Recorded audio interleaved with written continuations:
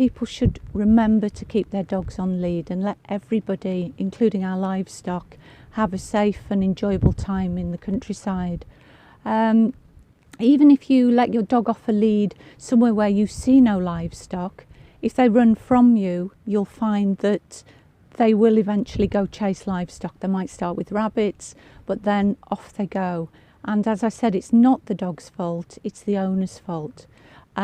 We encourage dog owners, and we have a lot of really responsible dog owners that walk across the paths in our farm and above our farm. And we work with them. They all have a little slip with our phone number, and regularly they'll contact us about a sheep being stuck or a gate being open. So we work closely with dog owners, but it's just a minority that make it a bad tale for the rest and don't act responsibly.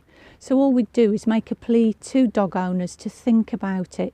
You might think that your dog is quite sensible and safe off a lead, but the minute it gets around stock and livestock and sees stock running, it could just run off and be totally out of character from what you're used to.